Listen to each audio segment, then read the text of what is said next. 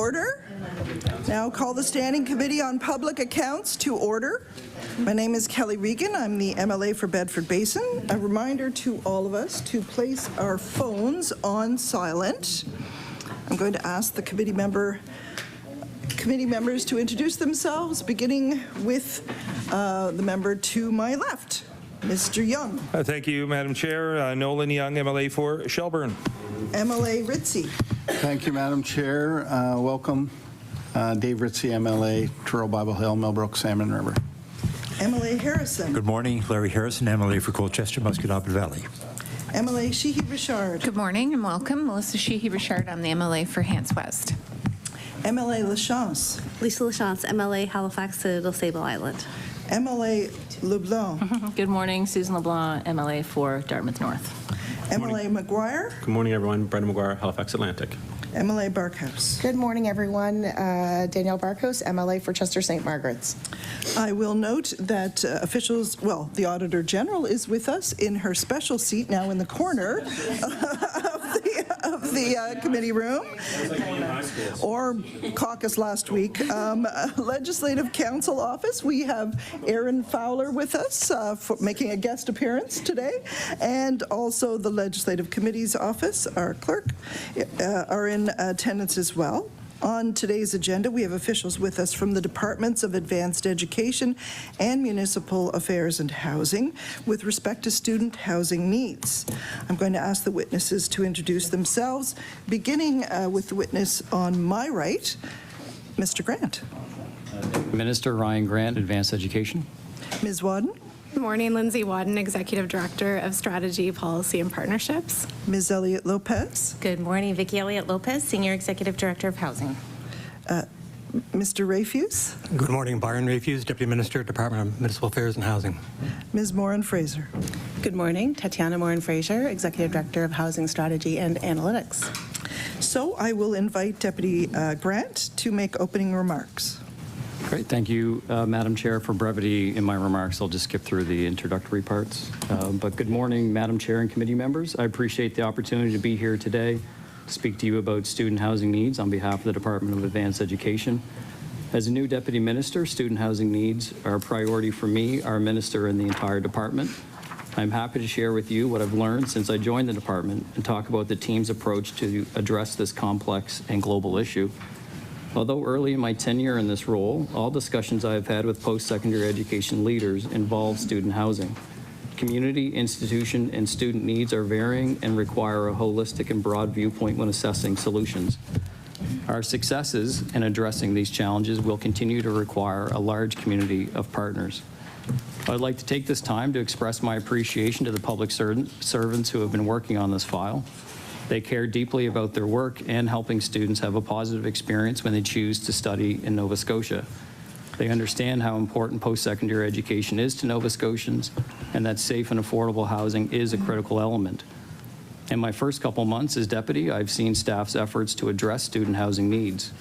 We are working closely with partners in the Department of Municipal Affairs and Housing to understand housing needs of students and all Nova Scotians, listening to post-secondary students directly about how their needs are changing, consulting with post-secondary institutions, and exploring solutions that can help make short, medium, and long-term improvements.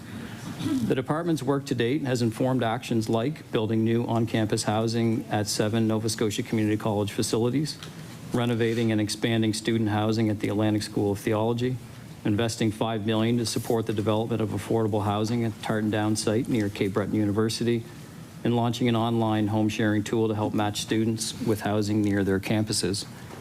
One thing that has been evident during my time as deputy is that addressing student housing is complex with multiple factors that go beyond brick and mortar, including broader considerations such as affordability. The department has advanced actions to help with affordability, like offering new internship and work integrated learning opportunities to help students improve their earning potential, updating income thresholds for repayment of student assistance programs, and providing one-time grants to students most impacted by the rising cost of living. We hope these actions send a message to students that we're taking action to help improve these complex challenges, such as housing, and we're listening, just as we'll be listening today. I look forward to hearing from the committee and answering your questions. Thank you, Madam Chair. Thank you, Deputy Grant. Now, Deputy Rafuse. Good morning, Madam Chair and members of the committee. Thank you for inviting us here to take part in the discussion on student housing. Chair, I won't take much time this morning, but I wanted to build on some of the things that Deputy Grant has said. We are in a time of generational growth here in Nova Scotia. For the first time in decades, our young people don't have to go west for opportunities. There are plenty of them right here. Whether it be a career in healthcare or in skilled trades, we are seeing students and young people coming here to study and build their life in Nova Scotia. We know that students come here, but for them to thrive, they need safe and affordable housing. My department, Deputy Grant's department, and many staff across the government are working diligently to create the conditions for them to be successful. Housing is a key factor in that success story. We know that in order to be truly overcome the housing crisis, we need more supply, and we need it at every level.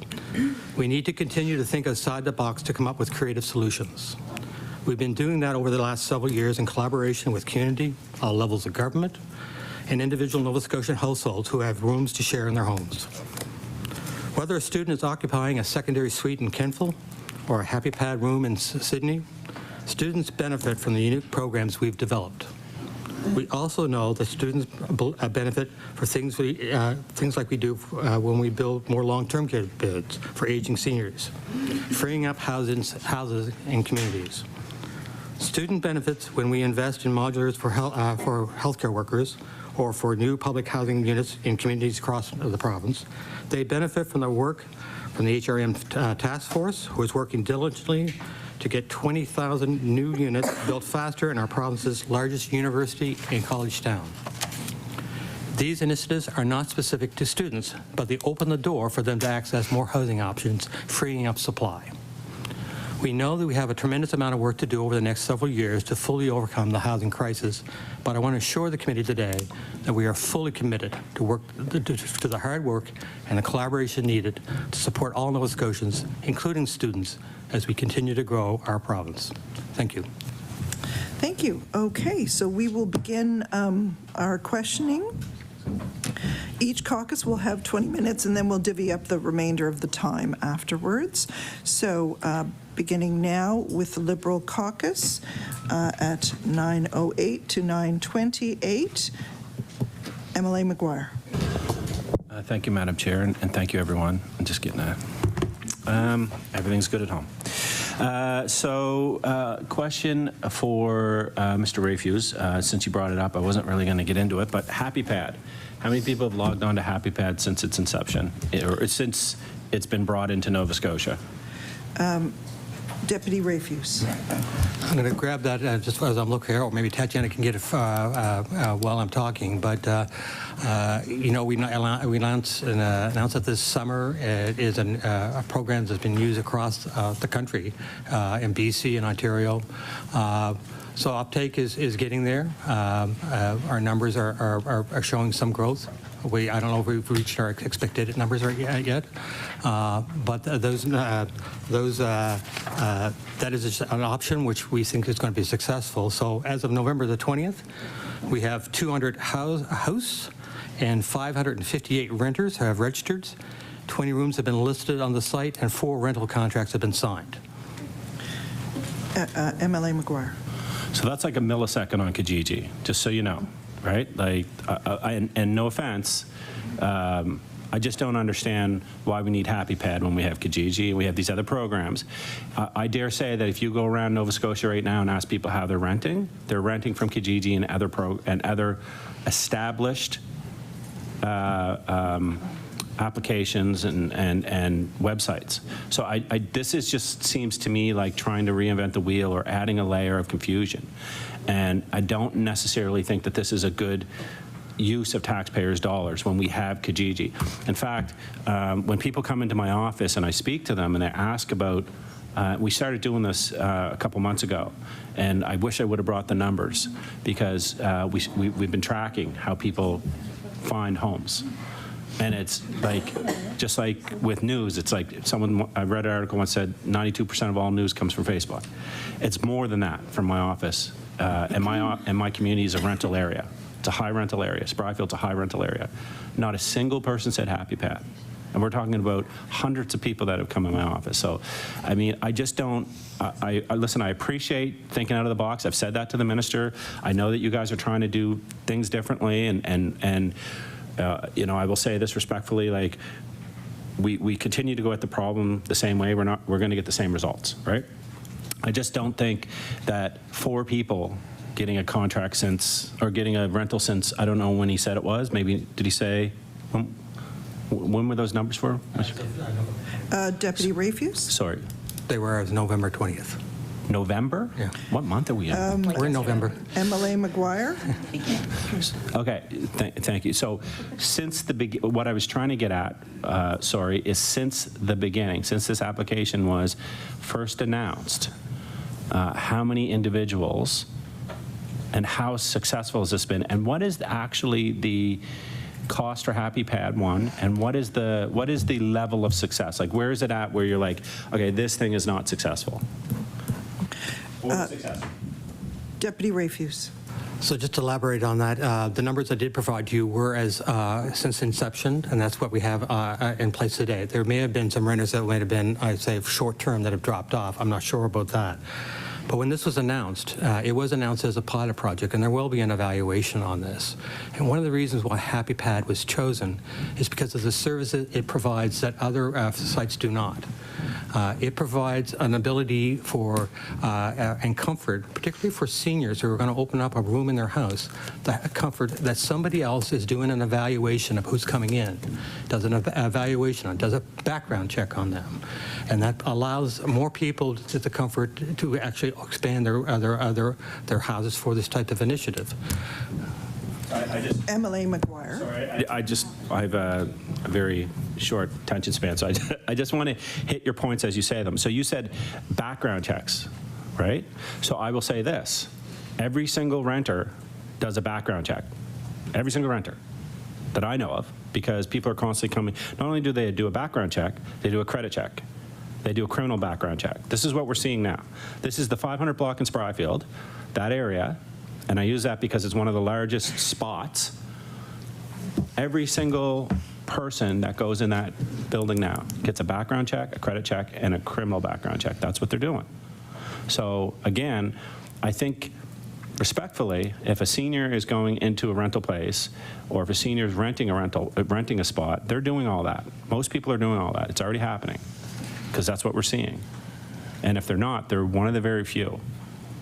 And I say that knowing that this isn't just, you know, Ronnie Lovett and his group. It's other, because they're the ones that oversee that area now. It's also individuals that are renting one place. They have one place. They're calling me up and saying, hey, we're doing background checks. Is that okay? And I'm like, it's your property. You can do whatever you want, right? So again, for people, finding a rental place is not a success. And again, maybe this thing blows up and it's great and it does all kinds of fabulous stuff, Deputy, but what has been the cost? What is the cost of this contract? Like, what is the total cost? That's the only thing I need to know right now. What's the total cost that we've paid for this contract? Deputy Rayfuse? Well, I'll give you the total cost, but then I'd like to respond to the rest of your comments there. The cost for this was a grant of $1.35 million. It was shared between ourselves, Advanced Education, and Seniors in Long-Term Care. It provides free access to this program for renters and hosts for 2 years. So all these services that are being provided, I mean, it's great that other people are doing background checks, but this agency does it for them. And it's great that they're able to do it on their own. Some people are not comfortable with it or have the means to do it. This is a tool to allow more supply to come on the market and allows them to address this in a means which it is the most easiest way for them to get to the market. The Happy Pad does the match. Happy Pad provides them the lease arrangements which the parties to sign, and also provides resolution dispute mechanisms if there happens to be difficulties. MLA McGuire? A couple of things. So that's about $300,000 per rental, per person who's found a rental. 2 years. No, I'm just saying, we 1.35 million we've spent so far, or that we spent on this, and 4 people have found a place through Happy Pad. That's, I mean, and you say that it's free. All these other services are free. I can go on my phone right now and download about 10 different applications that'll help me find rentals in my community. You said that it'll help with disputes, but that's what the tenancy board's for, right? That's what we're told. That's what the minister has said the ministers have said time and time again. If you have a problem, go to the tenancy board. They don't say go to Happy Pad. They go to tenancy board. And I would dare say that, like, respectfully, you said that they help deal with disputes, right? But they don't have the legal authority to deal with disputes. They don't have the legal authority to deal with, unless we're missing something. They don't have the legal authority to deal with in arrears. They don't have the legal authority to kick people out of apartments. They don't have any of that stuff. So maybe they're just a mediator, and I would say they're probably saying go to the tenancy board. So what I would like, and maybe we'll put a motion forward later on about this, is every 6 months for the department to report back to this committee, because this is the Public Accounts Committee, and this is exactly what this committee's for. It's the public dollars. And again, I say, I'm not blaming you. You're the deputy, right? Like, I know.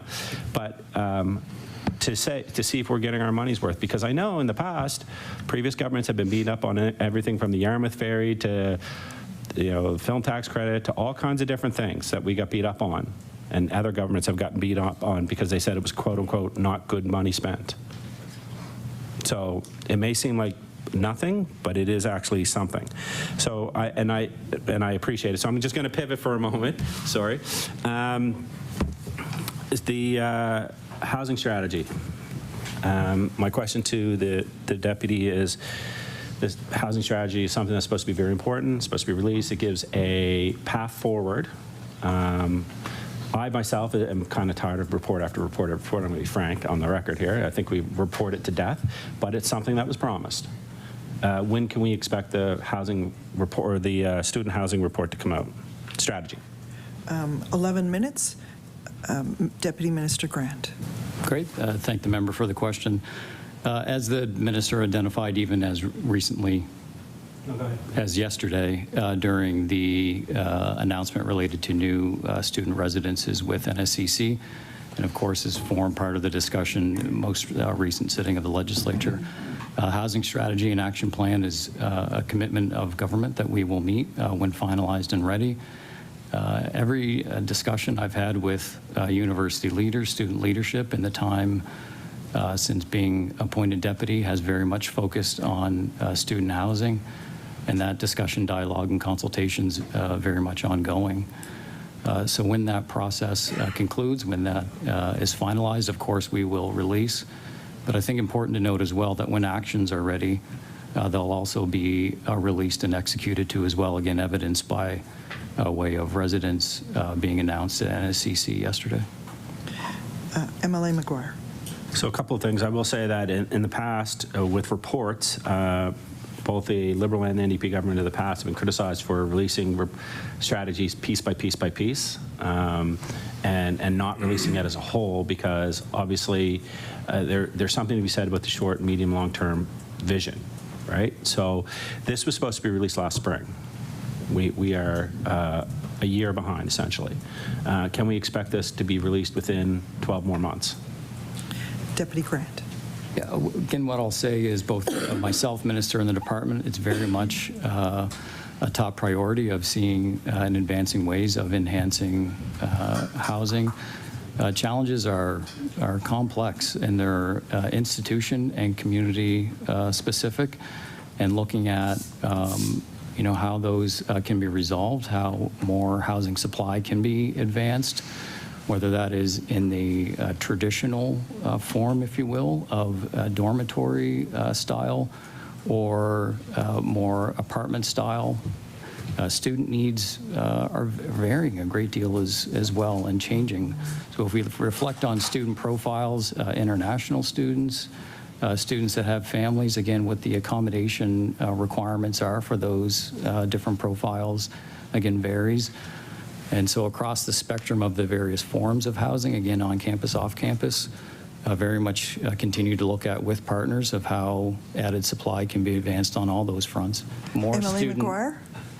Sorry, he was signaling he wanted to I am short for time, and in fairness to Deputy Rayfuse, I'm going to actually give you a minute or two to answer. I feel like I just barfed a bunch of questions on you and didn't give you enough time to answer some of that stuff, so I think it'd be appropriate.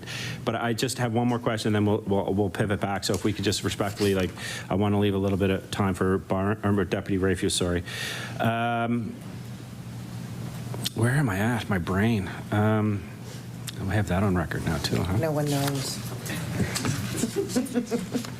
Tuition is a big problem. So, you know, I always think of this conversation that I had with a young girl in my community. I knocked on the door. I do that sometimes, just go around and talk to people, and it's kind of a weird thing that only politicians are allowed to do, I guess.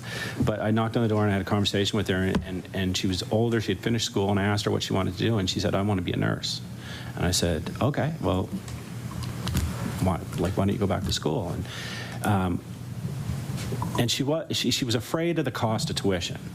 And I will say, from my own personal background, like the way I grew up, I was never taught to go to university, any of that stuff. Like, you were told, you know, as soon as you can, get off assistance, get off this stuff, and get a job. That's what we were taught, and that's what we did. And then luckily, I had a few people that took some interest and said, you should, you know, the best investment you'll ever make in your life, dollar for dollar, is post-secondary education. And that's absolutely true. But the cost of post-secondary education is astronomical. When I first got out of school, it was $1,000 a year, right? Like, and that's just for, you know, now it's $5,000, $6,000, $7,000, whatever a year. That's not including the cost. But if you want to go on to be a lawyer, a doctor, any of these things, you're looking at some cases, $30,000 a year, which is insane. So where are we at on, like, is there any thought from the department to make post-secondary education more affordable for everybody, and not, you know, hinder students with $100,000, $200,000? Some of them, you know, I have a sister-in-law came out at almost $200,000, right? And so what is the thought? And I want to keep it quick because I want to give Deputy Rayfuse some time. Deputy Grant. Thanks for the member. I will keep it quick. There are a number of pieces and elements, and it's quite dynamic. So if you think about a yes tuition policy, which currently is set by the current MOU, the relationship between the provincial government and universities, and capped at 3%. But when we look at affordability in a general sense for students, I think there's a number of factors, including looking at the life of a student going through their education journey. So student assistance program, inherently structured, both federal and Nova Scotia program, to support those most in needs. There's a complex calculus, but a number of factors leading into what supports would be available for students. And I think when students are making choice about what their education journey is, their career pathways, that certainly we have a responsibility and schools, but finding ways so that students are educated on what that assistance can be as they continue to move through their journey. But we're also focused on areas of looking at affordability from the standpoint of programming as well, looking at where there can be targeted accelerated programming as well. So the program length can be appropriate for a student in attaching to the workforce. Programs like the 2+2 program with NSCC and then connecting into universities are important in that regard. So I think all these elements are important as we continue to reflect on, among other things, what future MOU would look like with institutions. But perspective and experiences of students continue to be very much top of mind in that in those discussions. Emily McGuire. 4. 4 minutes. So I'll leave with this, then I'll bump over because it's not a question, it's kind of a statement. So what I will say this is that we talk about job shortages, and we talk about labor shortages and things like that. And I do know that there were some things announced, especially around skilled trades. But what I will say is that there's, quite frankly, not enough seats at NSCC. There just isn't. You know, we need to start getting into indenturing people, like having people, and I think you do 3 for 1 or something like that, but like for every skill trade, we need to start doing these things, because a lot of times we hear about electricians and plumbers, but we forget about drywallers, and we forget about roofers, and we forget about things that are just as important, the people who deal with concrete and bricklayers and things like that, that are just as important when it comes to building. And I think that they kind of get left out. And I say this because I have friends that own companies that, like small businesses, and they're like, we can't, like for drywall, for example, they're like, we're paying big bucks. We can't find anyone, right? And we don't have the time to train people because it's not, they're not incentivized, right? Like they're like, we have to get in there and do the work. So I think when you look at the picture, especially when it comes to skilled trades, I think you have to treat all of them almost equally, because while it's important to have electricians and plumbers and carpenters, there's a lot of other things that are being left behind and are just as important when it comes to building. Mr. Rayfuse, Happy Pad, back to Happy Pad for a second. What, in your opinion, is, and I'll give you some time this time, so what is, in your opinion, will make Happy Pad a success? Deputy Rayfuse, 2 minutes. You can finish it. Thank you for the question. Before I address that, I just want to get back to the issue around Residential Tenancy Act and just to make a clarification on that. Even though there is a dispute resolution mechanism in these Happy Pad agreements, they are still subject to the Residential Tenancy Act. That is there to try to get parties to agree so you can avoid that process. That's what it is. And I would just say what would make it successful, we are planning on doing an evaluation on that. And quite frankly, you mentioned maybe the committee could be asked or constructed to provide you an update. We'd be quite willing to provide the committee an update on this on a periodic basis if that's helpful. But when we look at Happy Pad, we at the department, if you look at the housing strategy and you're looking across the housing spectrum, the government's willing to try to intervene in all aspects of that to try to free up supply. And we know from our analysis that there are 130,000 bedrooms in Nova Scotia that are vacant right now. And if we can free up some of those for an affordable option for people to those, then it will be an success. To the degree of which I can't define, but if we can get at that, it will be successful. Deputy McGuire, MLA McGuire. I can say not in my house. I have too many kids and a dog and all that stuff now. We used to have an office. Now that's just totally, anyways, it's just insanity. So tell Happy Pat to still wait for, I actually might need an extra room if you could help me with that. A room for, backyard suite. Actually, who would the backyard suite? So again, great idea. What's the uptake in the backyard suite, the loan for the backyard suite? Deputy Rayfuse. Well, that was just recently announced. I'm going to just maybe ask Vicki to comment on that. She probably has it on top of her head. Ms. Elliott Lopez, 20 seconds. Thank you. We've had over 50 inquiries to date, and it just, the portal just opened up last week. So very successful so far, we think. Okay, you have 5 seconds. MLA McGuire. I love it. It's a great idea. Okay, time is up for the Liberal questioning. Now we go over to, I'm assuming, MLA Lachance? MLA Lachance.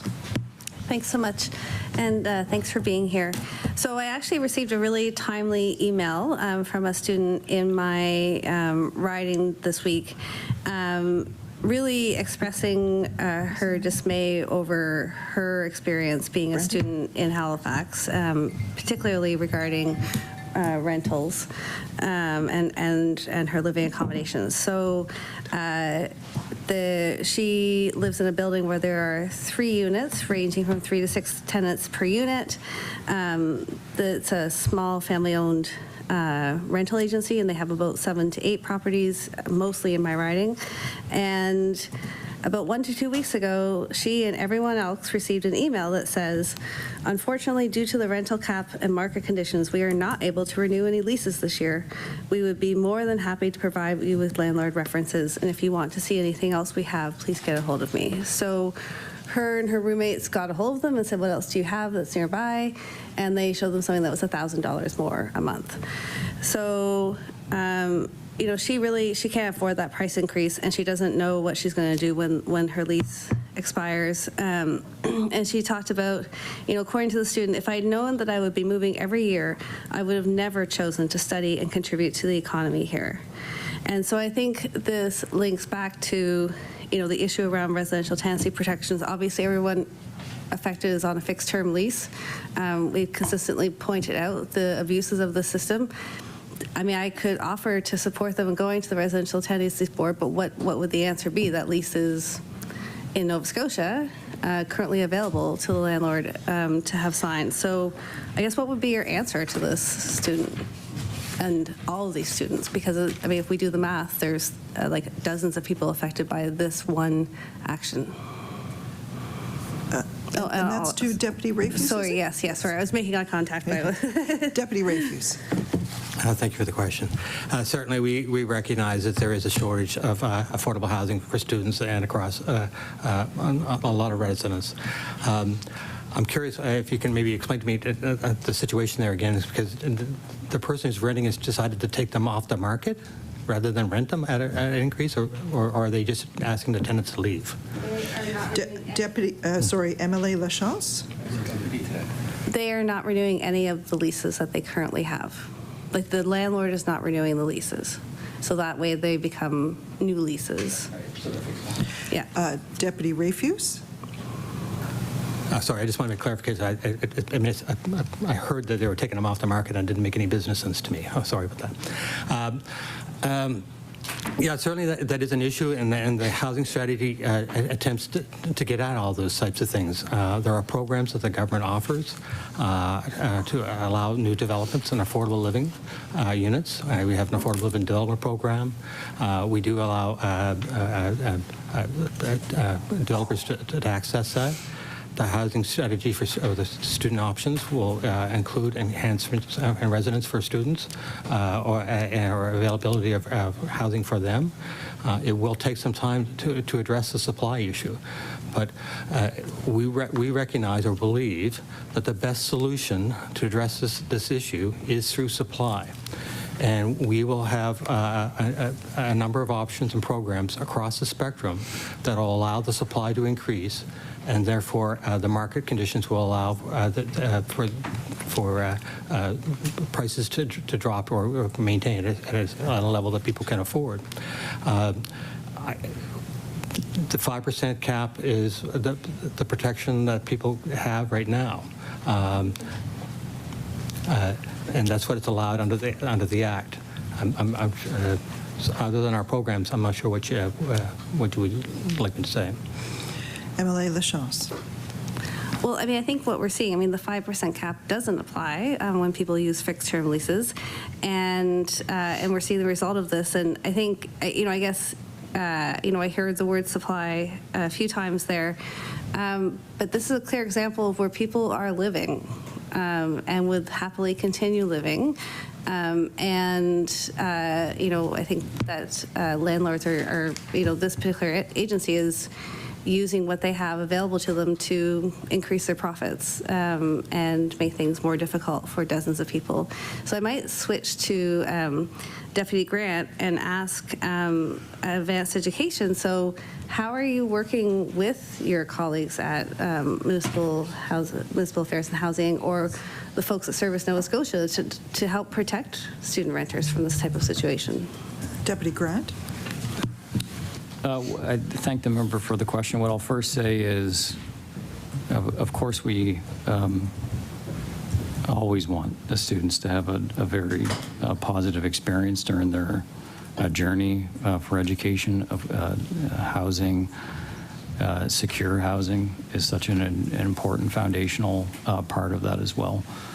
And so have sympathy for students who are experiencing challenging environments. One thing we referenced earlier in the committee meeting is the need for housing is considerable across a number of different fronts. And so, efforts that underway to improve on-campus housing, both for student choice, student availability, including in moments of needing for mobility, again, whether that's their choice or otherwise. So, again, within the last 2 months, I'm confident of the efforts underway by institutions to look at how they can advance with more campus housing in each of the communities where our institutions reside. Again, that's both on campus and off campus. Of course, working with our partners at Municipal Affairs and Housing and looking at where their programs can be appropriate, including as it may connect into CMHC as well, to ensure that we're looking at how we can enhance the supply across all communities. Again, in a lot of ways, the supply challenges will, the more that we find solutions, the more that we address those, they'll continue to help with things like affordability, with student choice, and ensuring that there's appropriate living accommodations based on what the student profile needs are. MLA Lachance? And student profile needs is actually something that I wanted to touch on. So, you know, I mean, with all due respect, one of the things I've been really concerned about to hear the Minister of Advanced Education talk about a number of times was, you know, well, you know, folks could choose to stay at home and have a home-cooked meal and, you know, not pay for accommodation, and that's a way to, you know, sort of get a cheaper education in their community. What I would say is that that's not reflective of, you know, the profile of students that we have in Nova Scotia, and I also think it doesn't reflect, you know, where we want to go with advanced education in this province, right? So, you know, we have a labor shortage, we have a labor productivity issue. What that means is that people need to have the option to go back and take different types of skills and learning at different points in their lives. So, you know, with all due respect, the single-room residences that are being built are not appropriate for lots and lots of students for lots of reasons. So, you know, I'm wondering within those, within all of the announced units and NSCCs, how many are family units? How many are accessible to, like, the standards that are required under the Accessibility Act? And, you know, the other issue with student housing is, you know, and certainly we've heard this from students at CBU, is just no interest in the compulsory mandatory food plan. So what's being done to address that in the new builds? So how are these new builds actually going to respond to the students of the future? Deputy Grant. So a couple of pieces there. I'll try to sequence and move my way through, but if I've missed something, please let me know. So there's no doubt that when we, on let's say 2 fronts here, as we continue to have this extraordinary population growth, as we continue to march towards, you know, the goal of 2 million population by, you know, a few decades from now, the housing needs will continue to be present. We'll continue to need to look at a number of different styles and approaches in institutions and communities. So, yes, there will be a need for more development for the traditional form of on-campus housing, but certainly a great need for apartment-style living, both on campus, off campus. So, you know, those efforts will be underway and are crucially important too as well. Regarding student profile and student needs, there are in a lot of institutions, traditional arrangements with dorm style and with meal plan arrangements that many, if not all, are mandatory. And as you've referenced, it's something we've heard through consultations with students over the last year, with a number of efforts of looking at where their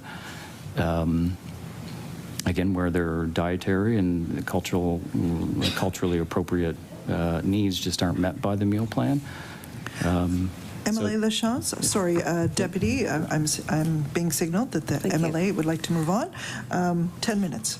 So I do appreciate that background, and I guess you know what I'm going to go into another question, but I'll leave this question, which was my question: of all of the new units that have been announced, what is the makeup of those units? So not what are we going to evaluate and build in the future, but what are we doing now?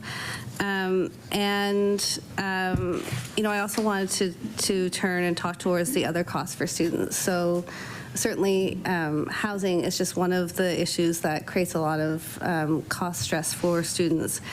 And you know, tuition, students in Nova Scotia pay the highest tuition rates in the country.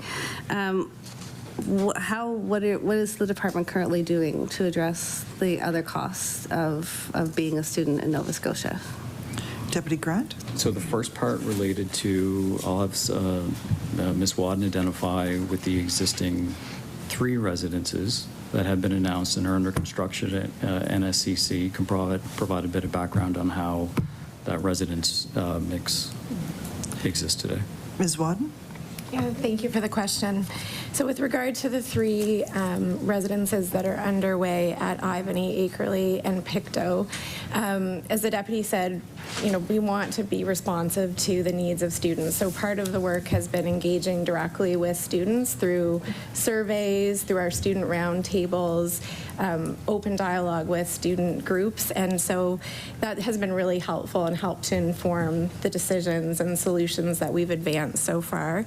In Akerley, Ivany, and Pictou, we're ensuring that a good majority are 1-bedroom suites to provide more privacy that students are looking for. And then there's the shared living and kitchen accommodations. But at Akerley, for example, there will be 39 1-bedroom suites, Ivany 76 1-bedroom suites, and then in Pictou 18 1-bedroom suites. We also are ensuring that we have a good mix of accessibility and barrier-free units. So 8% of the units will be barrier-free. So taking all of that wonderful feedback that we're getting from students and trying to incorporate it into the designs, just as we'll do as we continue to learn and engage with stakeholders and students in the next 4 that we're moving forward with. 7 minutes to MLA Lachance. So I'll go back to Deputy Grant to answer the other questions around affordability of tuition, and I might expand that too. So you mentioned in your opening remarks work integrated learning and other measures, and really, I guess my question isn't that actually just the changes that have been made for both international students and domestic students who receive student assistance simply increase the amount of time that you're allowed to work. It doesn't necessarily guarantee that there's sort of work integrated learning. So in mentioning work integrated learning, how is that going to affect affordability and including housing and tuition for students? Deputy Grant? Thank you very much for the question. So regarding tuition policy, as referenced in previous questions, we continue to reflect on a number of factors, and of course the student experience and affordability is at the forefront of that as well. We continue to have engagements with institutions about what future policies would look like, and of course have forums for understanding student experience. Yes, 2 months, but listening has been a very important priority for me over the next, or has been over the last number of months, and will continue to going forward. A number of factors related to affordability. We've talked about student assistance as well. The government over the last 3 years has looked at where they can provide one-time grant and support as well. So that's been provided, which has been multiple hundreds of dollars for students that would be most in need, as inherent in the assessment of Nova Scotia student assistance. And work integrated learning is a very important component when we look at things like paid internships through MyTax or EduNova study and stay program, ways of which we can find pathways for students as they're going through their academic journey, both for them to have exposures, which is really important, establish relationships with employers, but ensuring that they're both labor market ready and they're also having the experiences to help them decide on what their choice will be for the next phases of life. All these programs are very important for students. MLA Lachance. Specifically about tuition, have you been discussing a tuition freeze or a cap in the negotiations for the next round of the MOU? And what about international student fees? So, as we know, they're completely unregulated and certainly a really important part of our post-secondary community. But, the issue around predictability, fairness, equity, you spoke of student experience. If you go around in my riding, there are many times when doors open and there's clearly far more than, sort of 2 people living in a 2-bedroom apartment. You can see on Facebook Marketplace, hallways for rent. Literally, like, you can have this bed in our hallway. And also there's a bedroom that can fit up to 2 people. So basically, I would suggest that this sort of mythical student experience that people once had is actually really changed. So around tuition, is there a plan to regulate international student tuition? Is there a plan to freeze tuition? Deputy Grant, 3 minutes. Well, as I've mentioned throughout the committee meeting, there's a lot of considerations. There's a lot of reflections that go into an analysis on what the next phase, what the next iteration would look like. And again, understanding financial dynamics of students and understanding, again, generally in affordability, what are the ways in which we can support students are all factors. Won't prejudge how those continued discussions and analysis will evolve.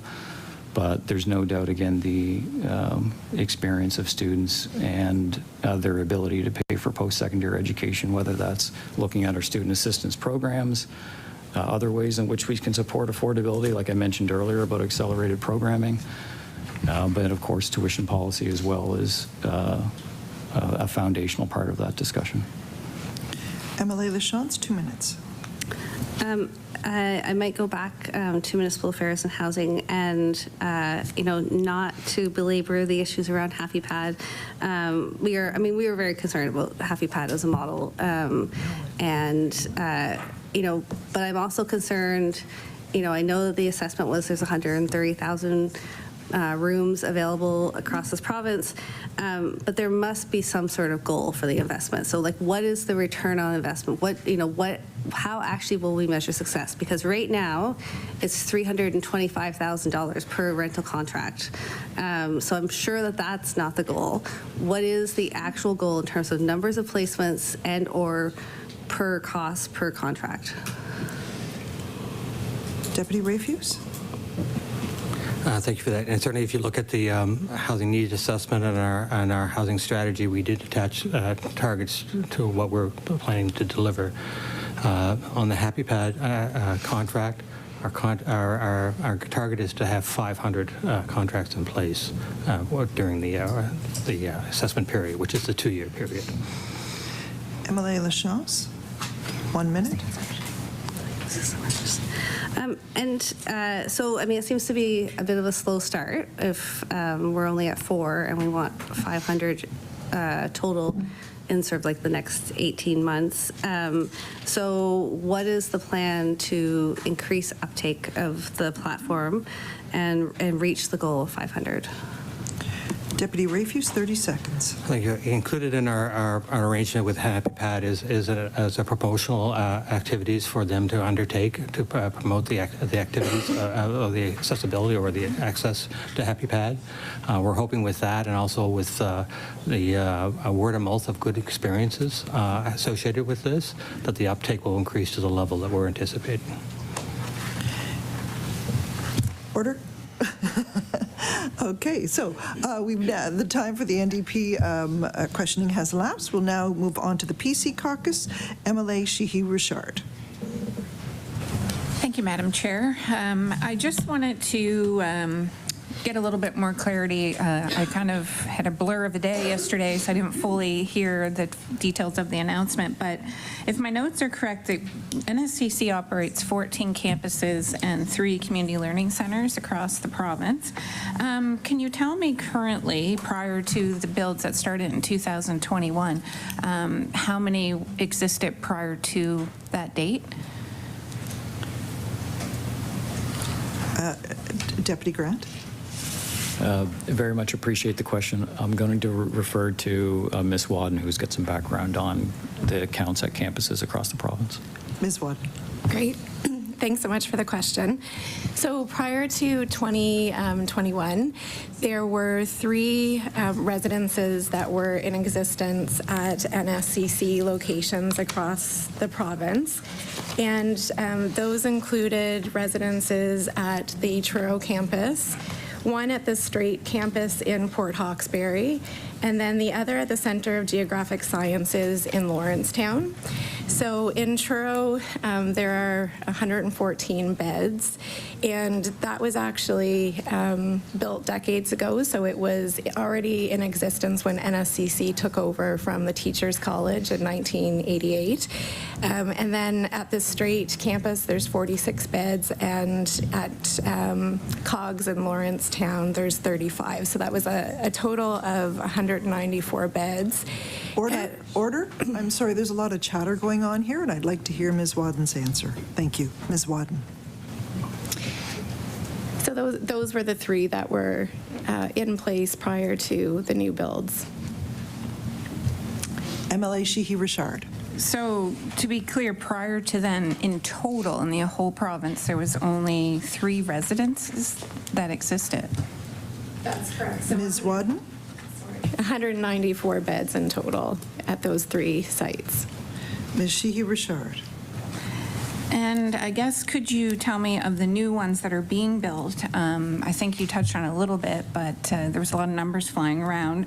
Of the new ones that are being built, the total bed counts, and I know I've got a son that is an NSCC graduate, and there was no option for what he wanted to take for any of this housing.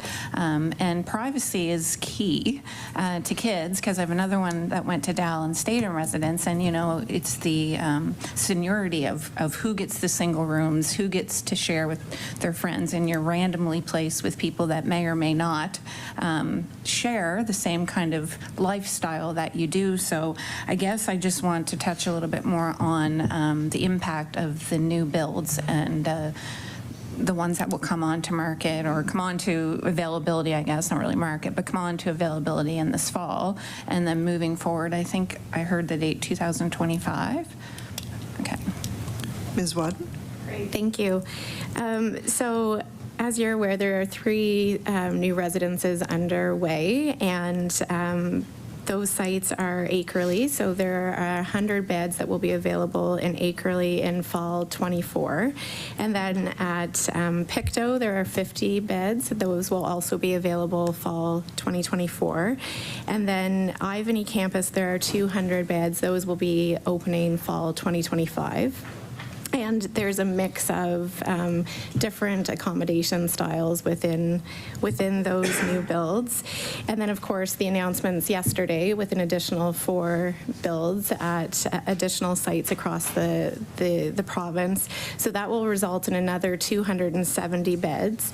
So 40 will be built in Cumberland, 90 at the King's Tech campus, 40 in Lunenburg, and then another 100 at the IT campus in North End, Halifax.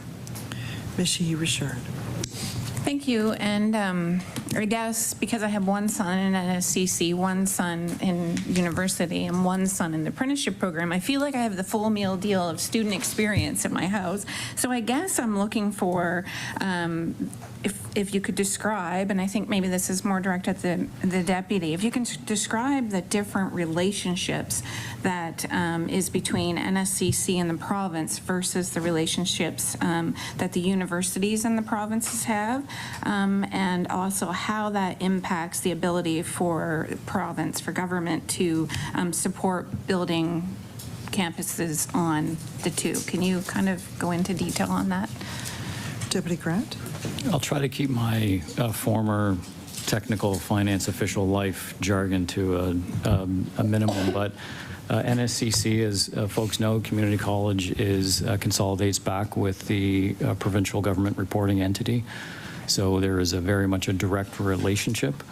Looking at the full spectrum of assessment, project identification, looking at financing options, all of that is a more streamlined, easier pathway, again, because of our direct relationship. Universities are independent board governed institutions. They don't consolidate back with the province. And that just is a different dynamic. It's a different set of circumstances that you continue to wade through about the nature of your relationship. And again, how does that result in the role for advancing any number of initiatives, including whether that's housing investments but NSCC is publicly owned, so it's very much a connected relationship with government. MLA Sheehy Richard.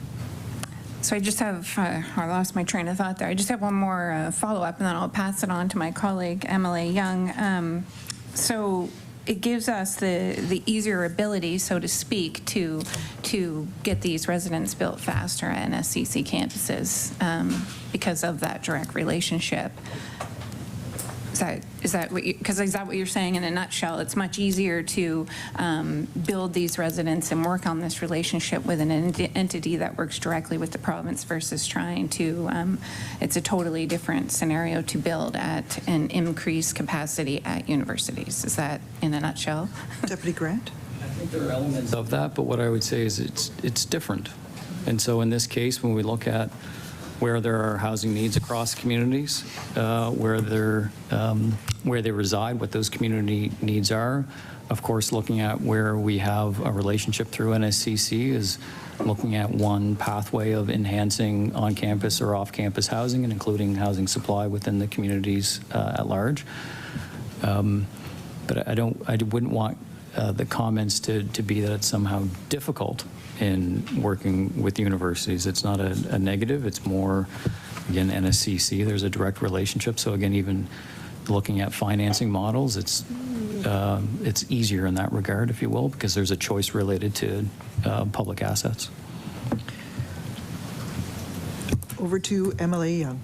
Thank you, Madam Chair. I'll just be direct with my questions. Whose primary responsibility is it to build campus housing at universities? MLA Grant? As just referenced in the prior answer, what I will say is universities are independent, board-governed institutions. Their decisions through their governing bodies related to assets that they'll advance with, including on land that they have. So certainly at the end of the day, and in those regards, it is those university institutions that'll be making decisions. MLA Young? Yeah, thank you. When was the last time government invested to support a housing project at a university? Deputy Grant? I'll refer the question to Ms. Wadden. Ms. Wadden? Thank you for the question. So the last investment would have been the $3 million that was announced to repair and expand the beds at Atlantic School of Theology. So that's an existing residence in the south end of Halifax, but it's a really important asset for students because many other students from other schools use those beds. So that residence supports students at King's, at St. Mary's University, at NASCAD, and that investment will actually help expand the number of beds there as well. So the bed count will increase by 32 beds. MLA Young? Yeah, and prior to that announcement, do you remember any other prior government investing into student housing? Ms. Wadden? If not, I can answer that. So thinking back, I mean, I think that the investments that would have gone forward before that would have been the investments in two of the NSCC campuses that I referred to earlier. And then also there was a $2.7 million forgivable loan that was given to Acadia University back in 2012 to support a renovation of a residence at that time. Over to MLA Barkhouse. Thank you, Chair. What about deferred maintenance investments? Can you detail how typical it would be for government to invest to support universities' deferred maintenance? That'd be Mr. Deputy Grant?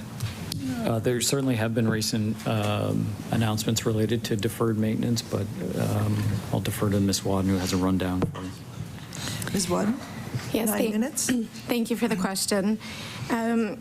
So certainly deferred maintenance is something that has has happened, the investments in the past years in particular. So in 2018-19, there was $3.6 million that was invested in the post-secondary sector with universities to support deferred maintenance. In 2019-20, there was another $20 million that went to universities in the province to support deferred maintenance. And then in 21-22, there was $65 million that was invested to support deferred maintenance. MLA Barkhouse. All right, thank you. In a letter to the mayor of Halifax, Federal Housing Minister Sean Fraser suggested that in order to improve the city's application for the Housing Acceleration Fund, that they increasing density and student rentals within walking distance to the city first-rate post-secondary institution. Has either the municipality of Halifax or the federal government had a conversation with your department regarding the potential to partner on student housing projects? That would be to Deputy Grant. Yeah. Sorry, your mic isn't on yet. Deputy Grant. There we are. Thank you, Madam Chair. In short, I'll say no, including not sure when that communication would have been provided. And certainly with myself, since being appointed, no direct dialogue and engagement, but I only qualify by way of whether there had been previously, again, depending on when that communication had happened. And just for the committee, Deputy Grant, when were you appointed Deputy Minister? September 14th. Thank you. Thank you. Okay. All right. MLA Barkhouse. Okay, so there has been absolutely, just to be clear, no communication since you've been appointed or anybody in your department from Halifax or the federal government? Deputy Grant. Not directly with me. I will just make eye contact with, I don't believe across the department, no. All right. MLA Barkhouse. I am going to send this over to MLA Harrison. MLA Harrison. Thank you, Madam Chair.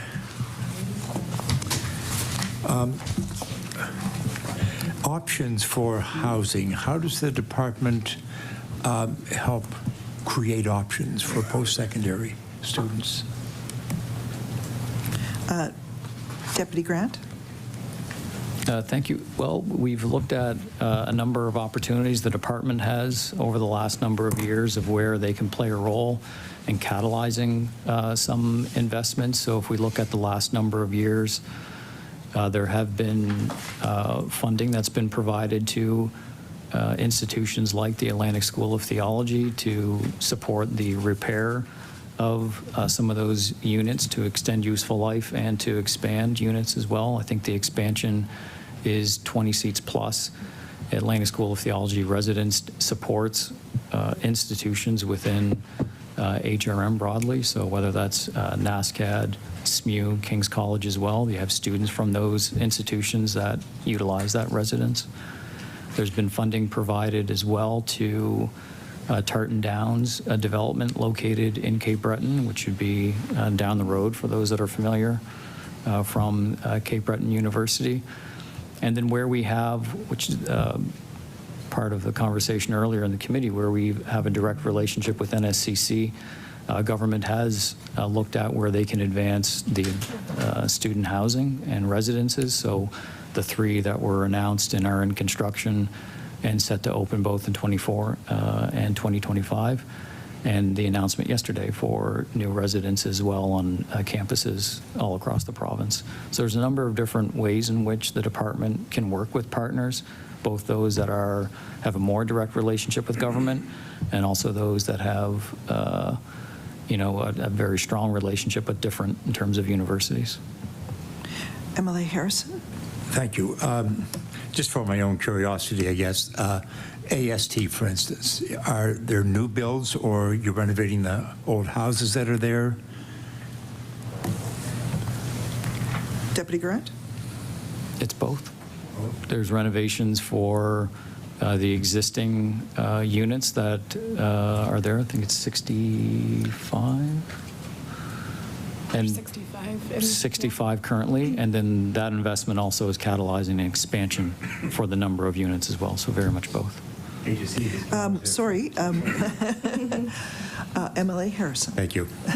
Yeah, I was there 50 years ago, staying at AST campus, and I know that it did serve a lot of the other universities, students from King's and so on. So I was just wondering if there is going to be new builds or just the renovations that create that opportunity. I know it's a great piece of property, so. Yeah. MLA, Deputy Grant.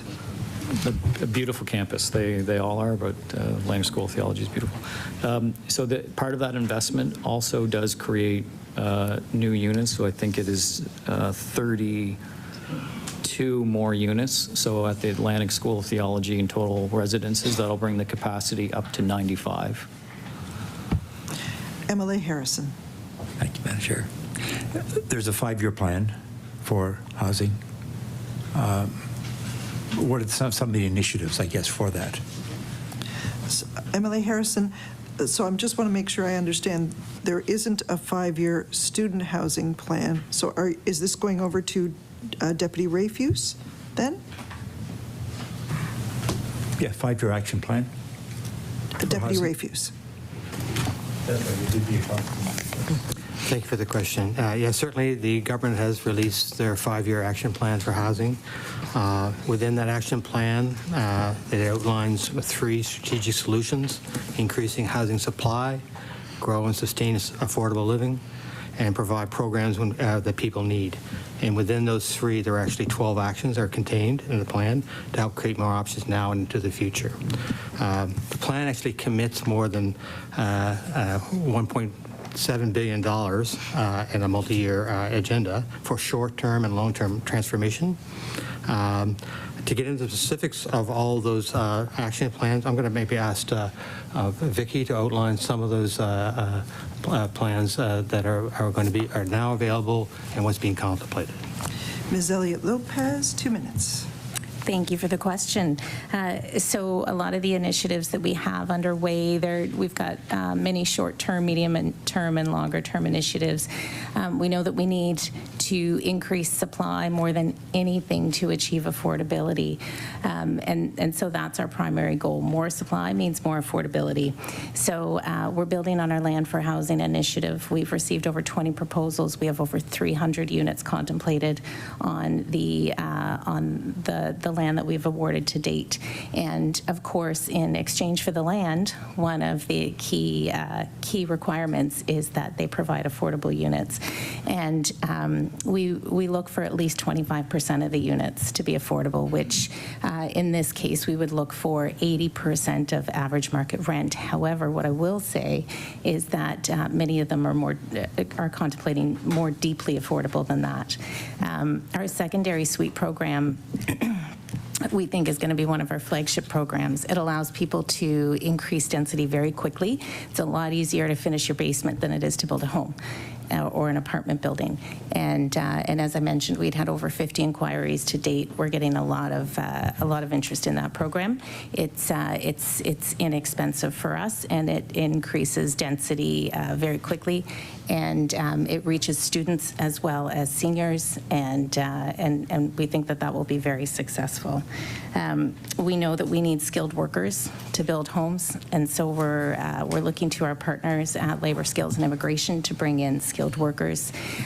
We're talking to developers as well about innovative ways to lower their requirements for skilled workers. So how do we... Order. Time for PC Caucus has elapsed. We're now over to the Liberal Caucus. MLA McGuire. How many minutes? 12. Okay, thank you, Madam Chair. I need some quick, direct answers. I have a lot of questions that I want to get through in the next 12 minutes. One of the things that was brought up was, has there been any direct dialogue or engagement with the federal or municipal partners? And since you've been, I guess the answer is since you've been deputy, there hasn't been any. But I would like to flip that and say, have you actually reached out, you yourself as deputy minister or anyone in your department, directly reached out to the federal government or the municipalities to have conversation with this, or are you leaving it on the municipal and federal partners to make that first engagement? Deputy Grant.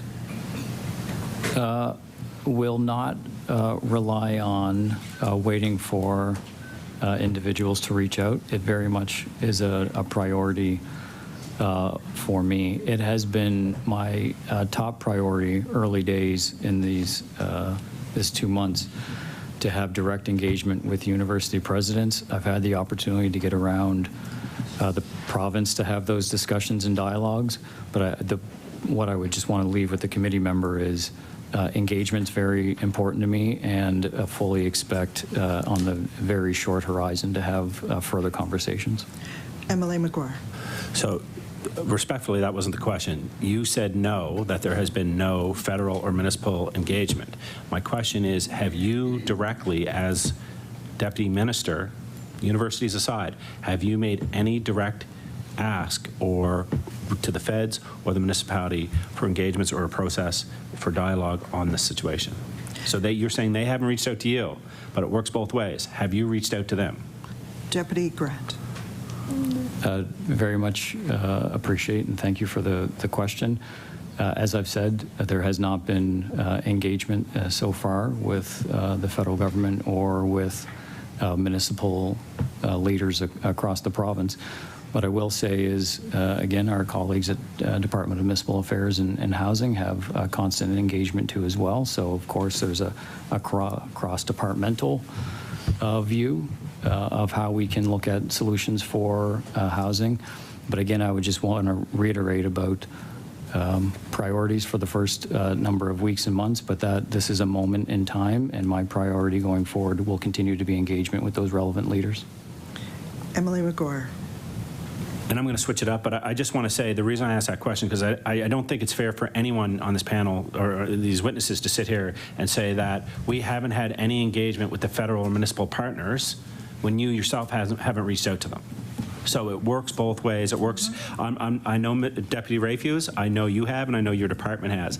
But the question was to the Deputy Minister of Advanced Education. I would say that the Department of Municipal Affairs has been all over this, right? But and respectfully, I know you've only been in this 2 months, but the question was kind of a loaded question coming from government saying, "Hey, have you had any engagement?" So that they can go out and say that there's been no engagement. But the truth is it works both ways. I fully expect you to have engagement with the municipality and the federal government at some point, and probably some point in the near future, because they are critical and crucial partners. And we're seeing this with the public housing being built from the Department of Municipal Affairs. That would not have happened without all three partners or two partners working together. So I understand. I just, not to do with anything your response, I just wanted to clear that up. But we're going to stay on you. You know, we are in a high inflation time. Everything's going through the roof. Groceries, the cost of living is through the roof. Students are particularly hit hard. Most of them, you know, we've seen statistics about how many students are living near or below poverty levels, not eating. You know, I would argue that you probably want to eat if you're going to spend your time studying, right? You want to have a full belly. So one of the questions I want to ask, and I think it's a really easy, it's part of the solution, but I really think that it's a really easy fix. And so it's that students that are receiving financial assistance can only work 6.7 hours a week, right? And 6.7 hours a week at minimum wage, right? We know that there's all kinds of financial pressures on government. This is an easy thing to do. Is there any plans to remove that cap? And having said that, I know that it's going to be very difficult for students, you know, but I know that there are a lot of students out there that want to work more than 6 hours a week at minimum wage. I don't know where it came in and why it came in, and everybody's responsible for this, I'm sure. It just seems so ridiculous in a time of inflation and a time where people are struggling to get by. So can you commit to looking at removing that so that students can work as much as they want at whatever they're being willing to pay in a time where people are begging for labor and they're begging for people to work? Will you, as the Deputy Minister and the department, commit to removing that and allowing them to work more freely and make more money? Deputy Grant. Thank you, Madam Chair. Very much thank the member for the question. We have in Nova Scotia a very generous and robust student assistance program that seeks to accommodate and provide financial support depending on the circumstances of a student. Is it a Nova Scotia resident studying in Nova Scotia? What are their needs based on things like income generated, parental contributions? Are they studying here? Are they studying elsewhere? Those are all factors related to various programs. I would say as we continue to understand the changing dynamic for students and looking at options for affordability, I think there are a number of levers within the Nova Scotia Student Assistance Program that very much can be evaluated and looked at. So what I can commit to is the ongoing analysis and reflection and looking at ways of which we can improve. This is a goal for all of us, a goal for government of having students be able to access post-secondary education and be able to study and learn and build careers in the province. Emily McGuire, 5 minutes. So this one kind of frustrates me because it actually doesn't cost government money to do this, right? Like it really doesn't. And we have a labor force that is begging for more people, right? And so this is an easy thing. This isn't a multi-million-dollar investment. And I know that student assistance programs are generous, but they're not increasing with inflation every year. They're not keeping up with the cost of rental increases. They're not keeping up with the cost of food.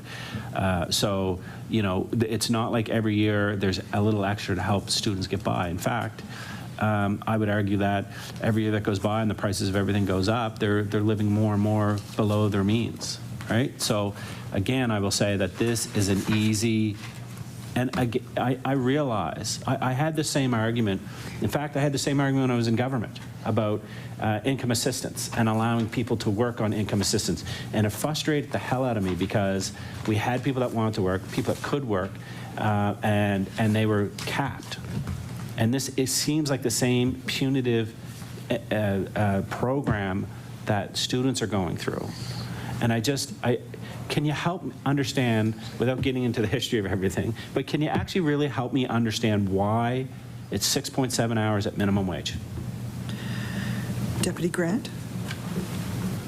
To answer directly, the complexity associated with student assistance, you know, I'll be in a better position. I'll have more depth of information a week from now, a month from now, et cetera. You know, my understanding of the complete depth of programming.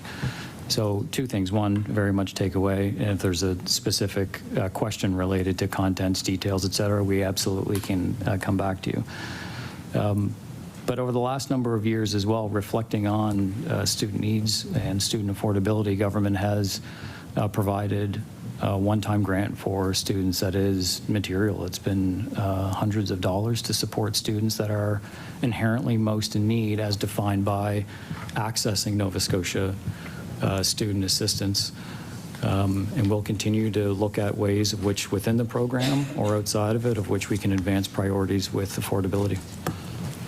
Emily McGuire, 2.5 minutes. I'll say respectfully that one-time grants are just that, one-time grants.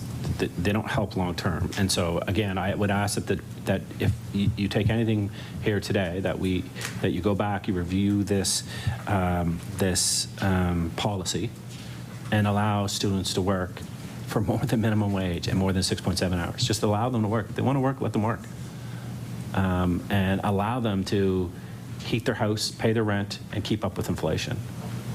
I want to pivot to Vicki Elliott Lopez. Backyard suites, 15. I'm going to give, you only have a minute, so I apologize. The vast majority of houses are zoned that they can't have a backyard suite. How do we get around that?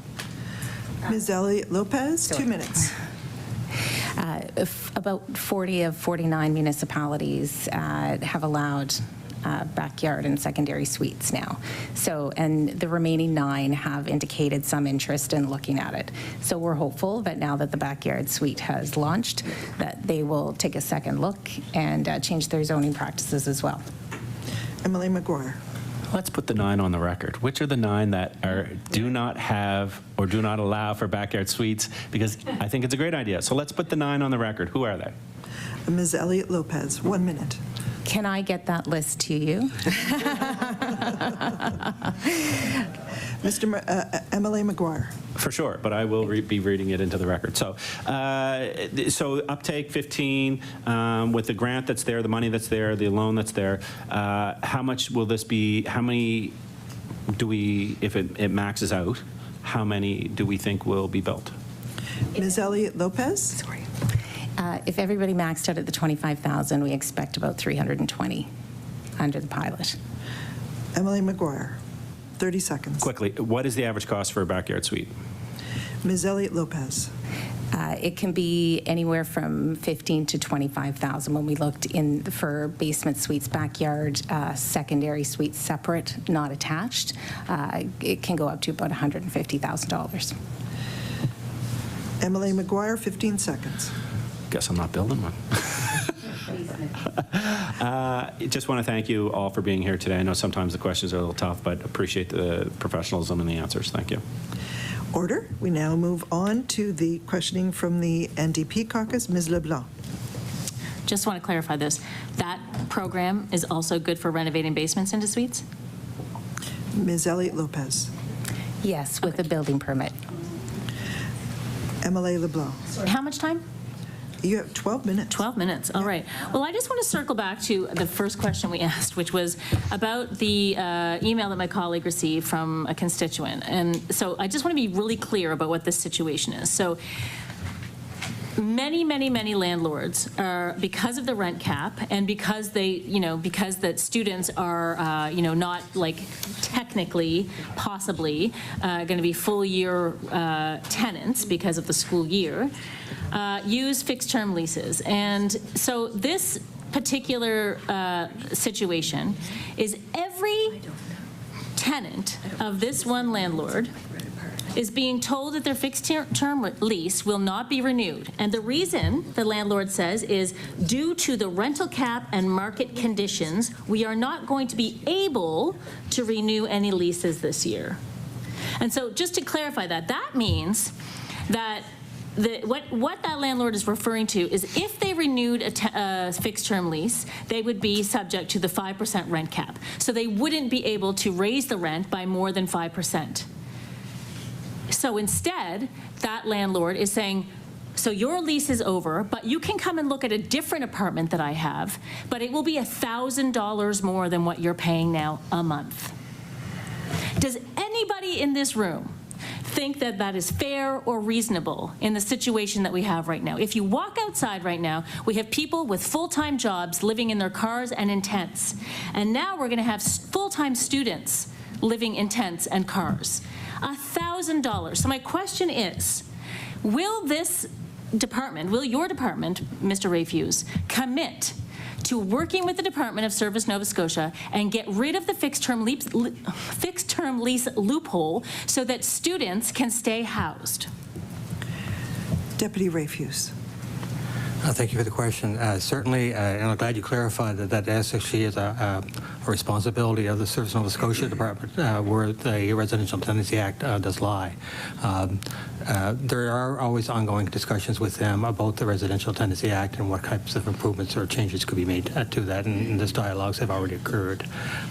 In the meantime, we will continue to provide our educational programs through them so people understand their rights and obligations under these types of lease arrangements, and help them out. I guess as of right now, when people sign a fixed-term lease, they have to realize that's the potential that could happen. MLA LeBlanc. Yes, I get that. And in fact, I would say probably with the student population, they are more likely to understand that than many other people who are being forced to sign fixed-term leases right now.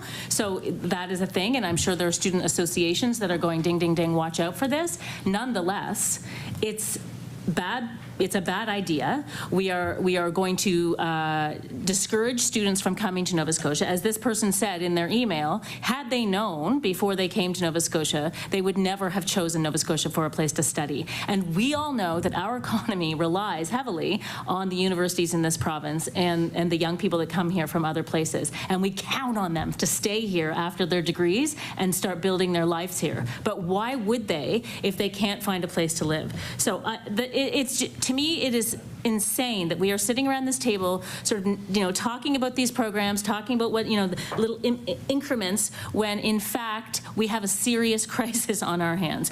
So so speaking of that, Ms. Elliott Lopez, I just want to go back to the housing that was announced that you were talking about.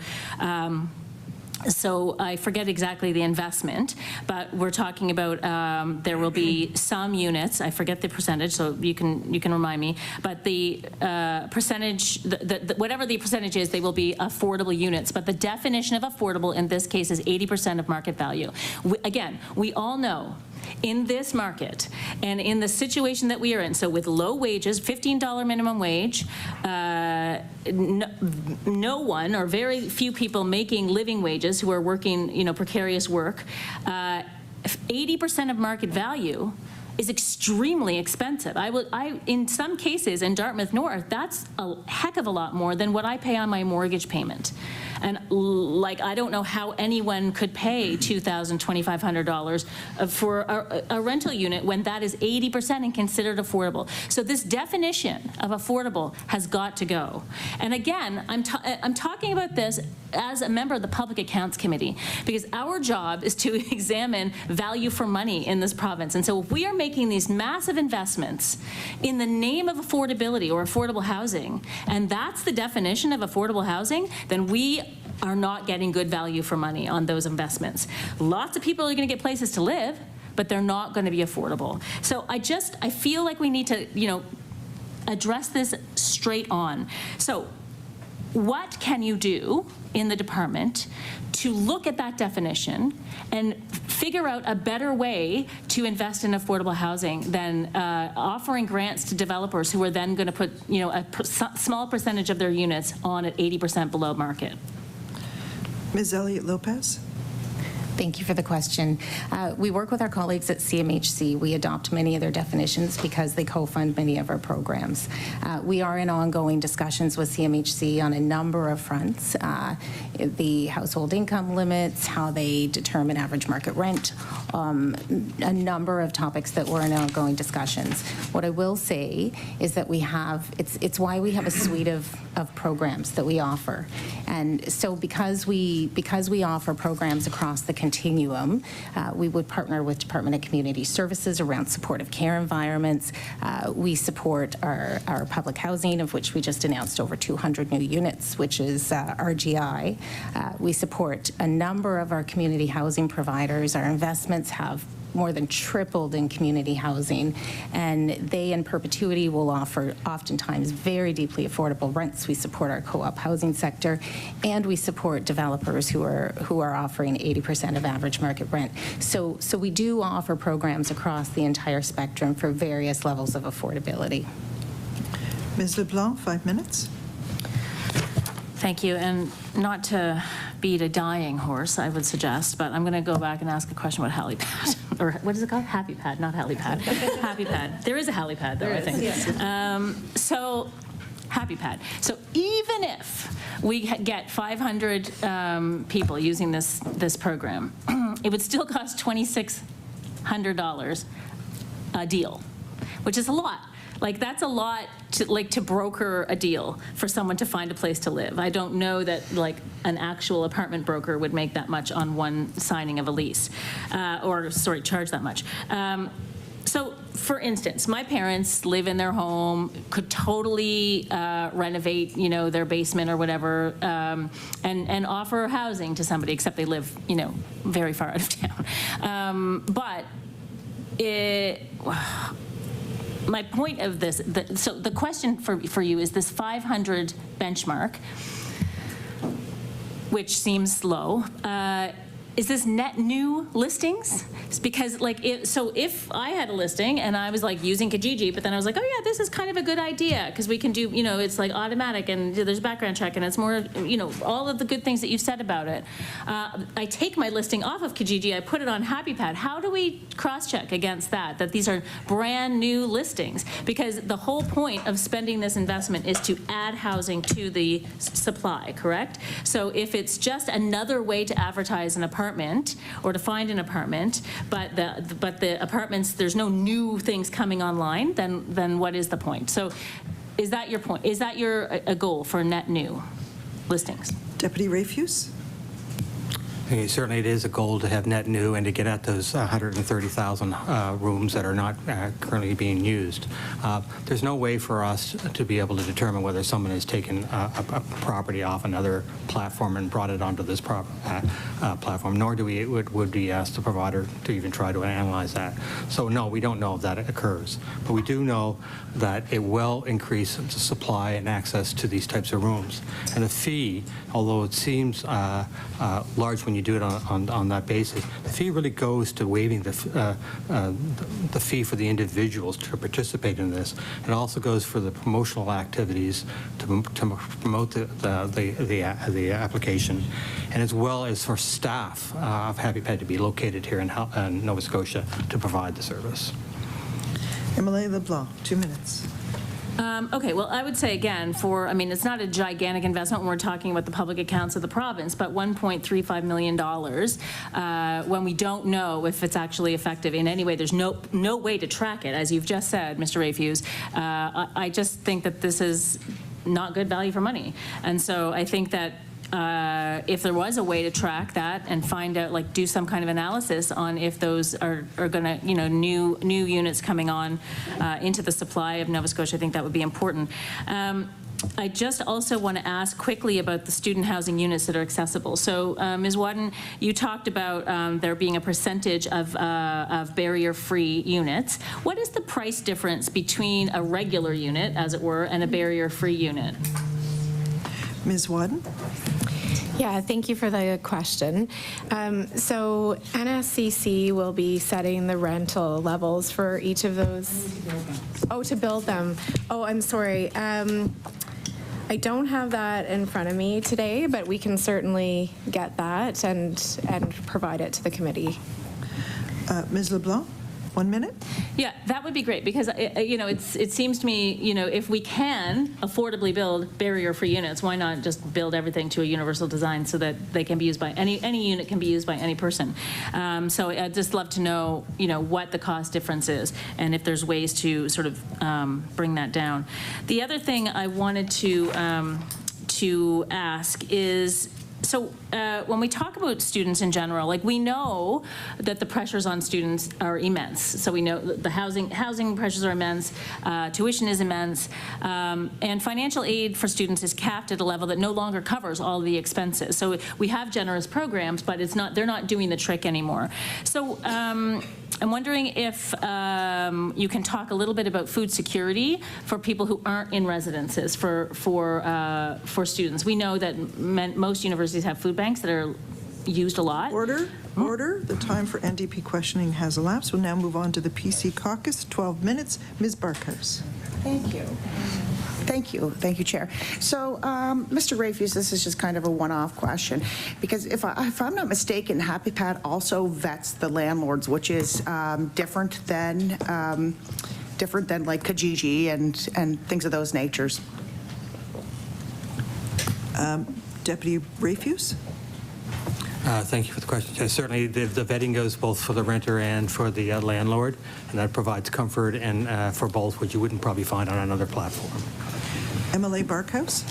Okay, thank you. I just wanted clarification on that because I wasn't too sure if I was right. And this is just basically one tool in a toolbox in regards to housing. But my questions are, between 2019 and 2013, the number of full-time students enrolled in post-secondary education was around 3,000 students.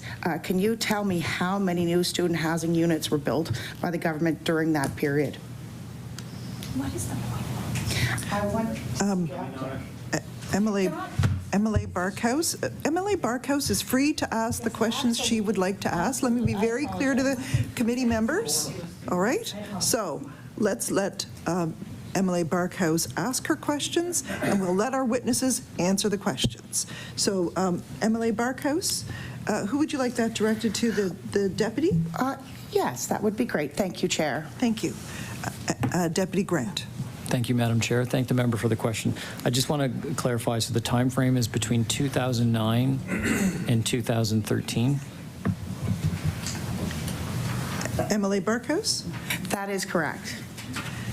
And that will go to whoever puts their hand up first, really. Whoever wants to take that one. Vicky looks like she wants to take it. Deputy Grant? So Ms. Wadden had identified previously in 2012 the forgivable loan for Acadia of $2.7 million to support on-campus housing. Beyond that, not evident that there would be other investments during that period in time. Okay. MLA Barkhouse? My apologies. So that was 2012, you said. So 2013 to 2021, there was also another uptick of around 3,000 students enrolled in post-secondary educations. Can you tell me how many new student housing units were built by the government of Nova Scotia during that period? Deputy Grant? Thank you, Madam Chair. Thank the member as well. So the two NSCC builds, so we would have at the Strait with a capacity of 46 builds, and at COGS would be a capacity of 35 beds as well during that period of time. So two NSCC locations. MLA Barkhouse. So that just because I was confronted a little bit about my first question, I missed the answer. So between 2009 and 2021, how many altogether were built? Deputy Grant. Apologize. Thank you, Madam No worries. Chair. The two NSCC campuses and the investment at Acadia, I'm going to pause. We'll get back to you to see what the bed count would have been at the Acadia location. I'm not sure if we have that. If we don't, before the end of the meeting, we'll deposit that with the committee. MLA Barkhouse.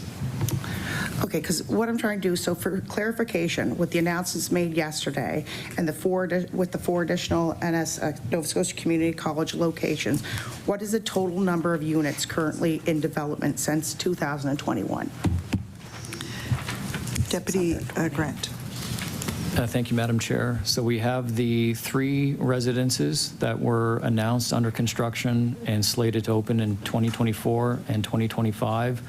So that would be 200 beds at the Ivany campus, 100 at the Akerley campus, and 50 at the Stellarton location. So that's 350 for that suite. Yesterday's announcement would be 100 beds, current estimate, 100 beds for the IT campus in Halifax, 90 at the Kentville location, 40 for the Cumberland campus in Spring Hill, and 40 in Lunenburg as well, so that's 270. So those combined would be 620 beds. And then as well as the prior discussion on the investment that we referenced for the Atlantic School of Theology, which would be repairs for the existing residences, but also an expansion that brings the total resident count up to AST up to 95. MLA Barkhouse. So that's 95 on top of the 620? Sorry. So there'd be 600. Deputy Grant. Deputy Grant. Apologize, Madam Chair. I'll get better at this. Between the two NSCC campuses, there would be the 620, and then the net new number for the AST residences would be another 32. So that would bring the grand total, the aggregate, to 652. MLA Barkhouse. So that's 652 new units since 2021. In comparison to, I'm just wondering if we found the numbers of 2009 to 2021.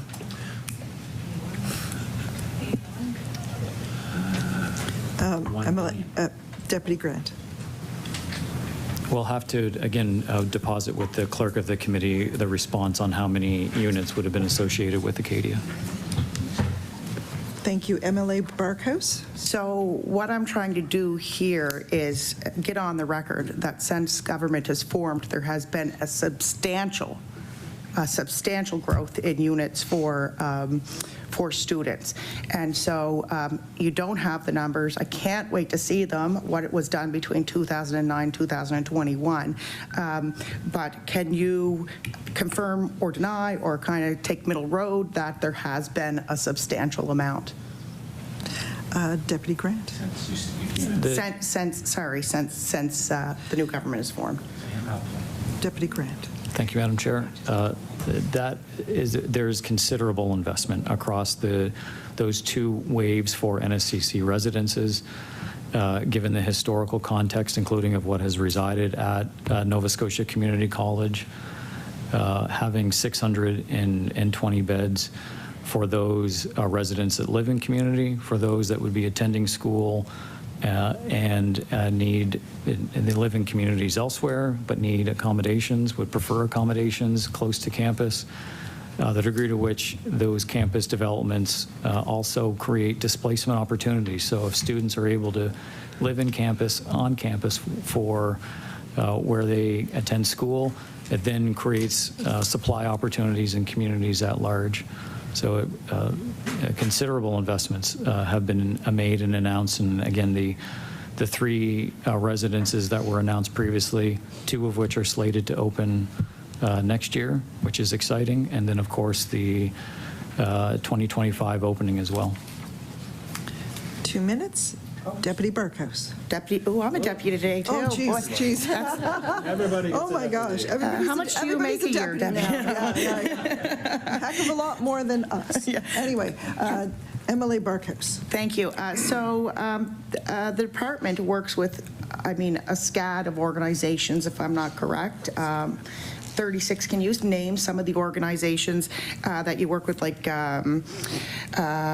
NSCC, of course, but what other ones do you deal with, like private career college, things like that? Can you name some of those for the record as well? Because I really feel that you guys work together, and I think that needs to be stated.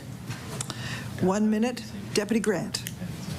So with the 1 minute limit, I won't itemize and run through. We have a community college. We have a number of degree granting institutions, universities, and yes, private career colleges, which may be in the 50, 60 range. So a considerable amount.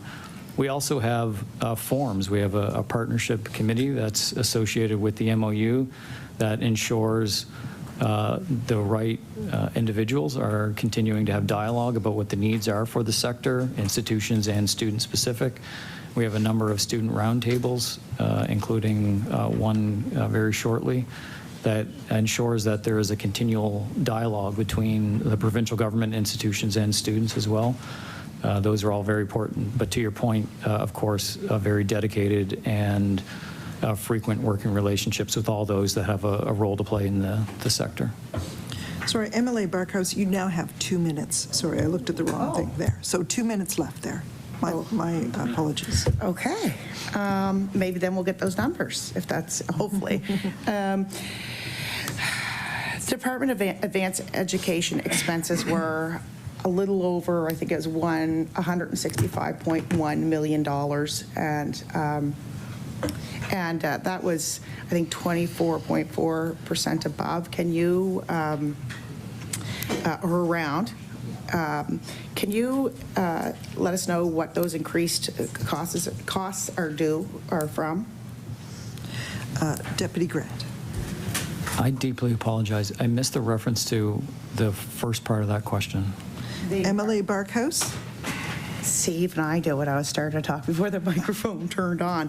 So the advanced education expenses were $165.1 million this year, and it was an over of 24.4%. I'm just kind of asking if you could tell us why it was over that, like what exactly was it was, like I know, or what those costs were from, if you will. So I know like $5.5 million as Cape Breton University to support the Tartan Down affordable housing project, but what else? Deputy Grant, 45 seconds. And this would be the, is it year over year though? Sorry, I apologize. Is the question year over year, or is it currently within our existing fiscal year, the prior fiscal year? In 22, 23? Okay. I think she means year over year, yes. Okay. Deputy Grant. So I don't have an itemization, and I'm cognizant of time. We'll deposit with the clerk. A number of investments would have been made in prior years related to health initiatives and deferred maintenance funding as well. Time for PC questioning has elapsed. We have time now for our two departments to make some closing remarks if they would wish. Deputy Grant.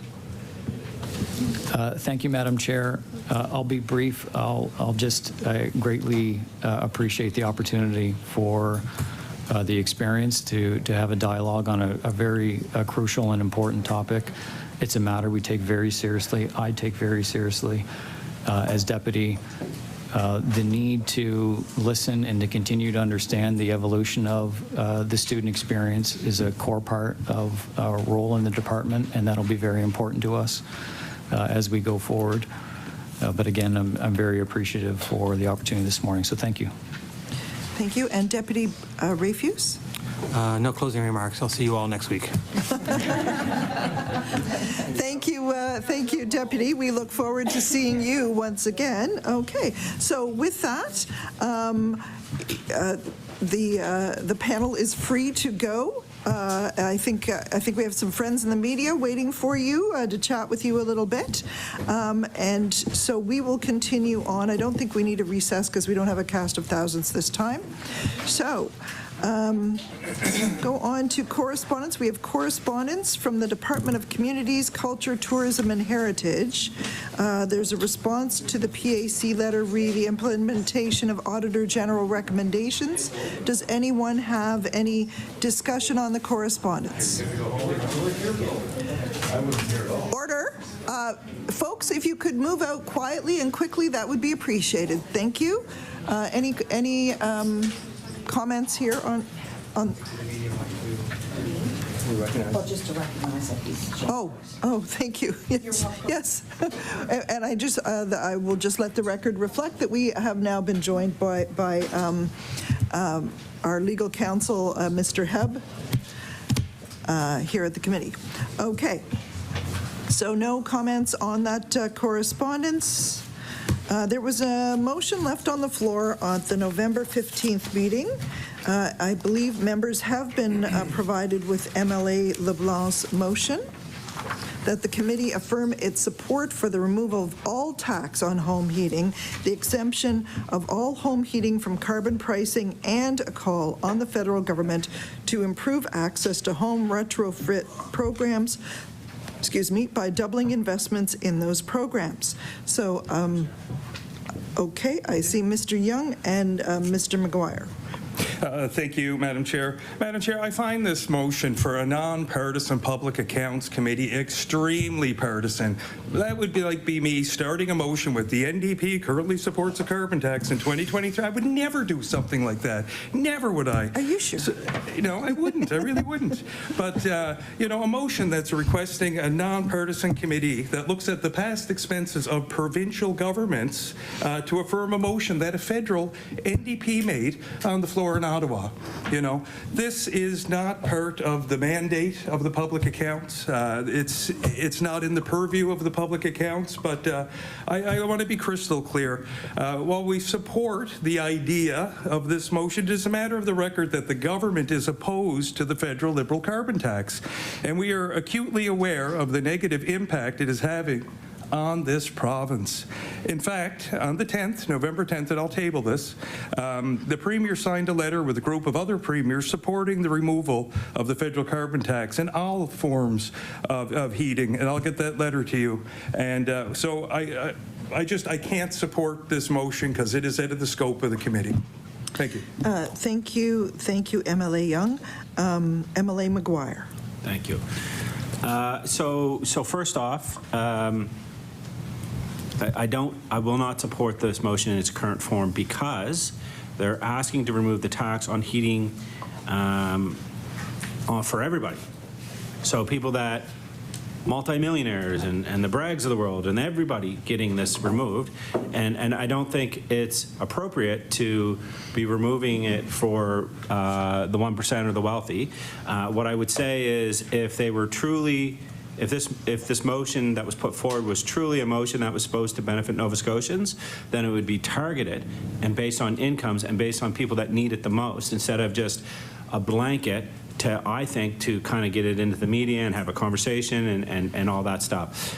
So I would say in its current form, I don't support it, and I would think that the NDP that would be a little bit more particular on this motion, and maybe we can get some clarification if they do think that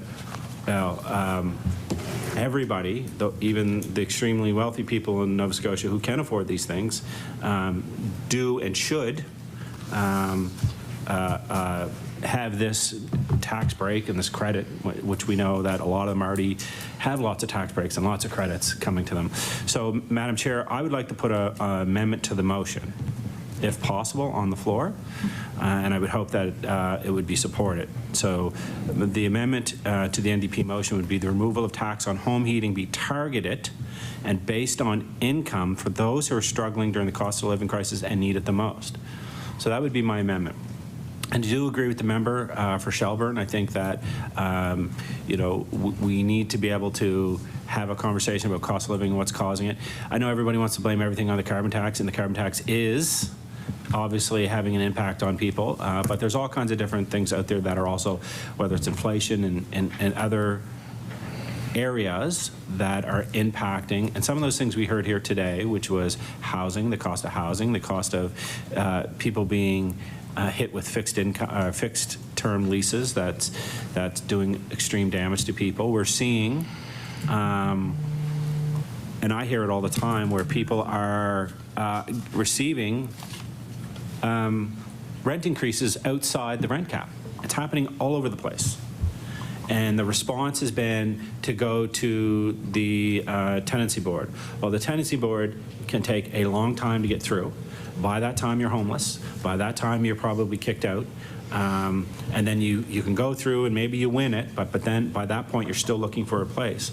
So there's all kinds of different things that can be had and can be done, whether it's municipal, provincial, or federal jurisdiction. But I think when it comes to this, I don't necessarily think that the wealthiest among us should get another tax break and should get another tax credit. That money would be better served in the hands of people who need it the most. And so in its current form, I won't support it, but if there is now an amendment on the floor, if they want to support that amendment, to add a little more clarification and direct this to the people that need it the most, then we'll consider supporting it. Thank you. MLA LeBlanc. I'd like to speak on the main motion, so if anyone wants to speak on the amendment, I'd like to hold my comment. Does anyone want to speak on the amendment? MLA Lachance. So I want to thank MLA McGuire for the suggestion. And I think, you know, I mean, we would be, you know, interested in looking at that further. But at this point, you know, what we're really hoping for is a chance for all of us to come together and, you know, and it's not about, you know, media hits and that sort of stuff, but to actually come up with a solution that helps Nova Scotians right now and for this winter. So I have MLA McGuire on the amendment and MLA Young on the amendment. MLA McGuire? So I would argue that it is about media and it's about getting hits and things like that, because if we wanted to actually come together and make thoughtful suggestions, then we would take the time to actually create thoughtful motions, right? So I'm a little confused why anyone would want to give the top 1% in this province a break. And Obviously, we have the government, the member for Shelburne has now said that they're not going to support it in its current form. We have stated in its current form we're not going to support it because I don't believe that the wealthiest among us should get another break. They may, but I don't. So why, instead of saying, let's put it on the floor, let's vote this through, we know it's going to get voted down, and then we'll never discuss it again, why not, again, actually have a real conversation about this and make suggestions and put things on the floor that are going to pass with all party consent. If this is about having the right policy and working together, then we will actually do the right thing. If it's not, then we'll just go on the floor. And I also would like to put this on the record that I've been chastised by both the government and the NDP party for throwing things like this out on the floor in the past and saying that that's what this is all about. And I've changed my ways on these things and decided that we're going to work together and we're going to figure this out. And I've been chastised about this over and over and over. So what I would say is, it's going to fail in its current form. There is actual motion on an amendment on the floor that goes directly to the people that need it the most. So this is either about the people that needs it the most, or it's about being in the media. Emily Young. Thank you, Madam Chair. And you know what, I agree with some of what the member from Halifax Atlantic said. I really believe, and I firmly believe, this is about sound bites. This is about, it's no different, this is so without the scope of the public accounts. It'd be no different to pass a motion that everyone becomes an astronaut. It's not within the mandate of this committee. And while it makes great sound bites for people's social media, it's like, respectfully, and I respect this committee, I respect its function, I respect its history, and I'm going to stick to what's within the purview, what's within the mandate of the committee. So respectfully, we will not support this because it's outside the scope of the committee, right? So again, I know people want great sound bites and social media and say, oh, look at the big bad, Anyhow, so that's my comment. So are you speaking to the amendment here, or are you speaking to the first motion? Emily Young. I'm speaking to the amendment and the first motion, and I'm done. All right. Thank you. Emily Sheehy-Richard. So I think my colleague said something about being confused or something over there, but what is confusing to me is that we have a little green book, we all know it, and we read it, and in that, established for the purpose of reviewing public accounts, the annual reports and other reports of the AG, who we have present with us, and any other financial matters respecting public funds of the province. So I don't understand why we have either of these motions on the floor when it doesn't have anything to do with the mandate of this specific committee. Thank you. Emily LeBlanc, you wanted to speak to the amendment. Yes. Thank you very much. So to the amendment, I can address some of the other comments when I speak to the main motion again, but to the amendment, I thank the honourable member for engaging in this discussion at least, because we wanted to start a discussion. We want this, so I'll get back to those other points later, but to the amendment, we will not support the amendment because we think that while I agree that there are haves and have-nots in this province, the only way to make sure that this kind of benefit, i.e. halt on the tax on home heating oil or home heating fuel, would reach everyone that it actually needs to reach would be universal. We do the same thing already with HST on home heating oil, and the carve-out from the federal government on, yes, it is true, sir, it is not, everyone in this province does not pay HST on home heating oil, and with the carve-out on the federal carbon tax, everyone in the province who heats their home with oil will not pay that carbon tax. So it is a universal fuel. So, thank you. So, no to the amendment. Yes, you indicated to me that you wanted to speak on the main motion, so I have a separate list for the main motion. All right, do you want to speak on the main motion, or do you want to speak on the amendment? Emily Barkhouse. Thank you. I want to speak on both, but the problem is that as a chair, you're not making sure everybody is just speaking on the amendment. And so I will be more than happy to speak on both right now. I don't always know where people are going with things. I know, but this has gone very willy-nilly. Yeah. So, Emily Barkhouse, say your piece. Well, the reality is I tend to agree with MLA Young. This is not for PAC. The amendment is not for PAC. You guys, and MLA McGuire has stated twice in the last 2 weeks that he has been, what was the word you used? Chastised for dropping last-minute changes or amendments or anything like this. We got to stop doing that. The clerk received this 15 minutes before. It was 8:45. You received, thank you, you received this from the NDP Caucus. That is unfair. The clerk is setting up. Some of us, most of us are driving into the city. Now we had a whole week. None of that matters, nor does McGuire's amendment, because I called the vote last week, and this is just starting to get absolutely ridiculous. We can't have we don't do this, and it's not part of the PAC. So I call the vote again this week. So to be clear, there is no calling the vote. People get to have their say, and then we do the vote. Of course, but you can chair committees the way you want to. I want to make sure that everyone has their say, which I have done. Now, we have the amendment.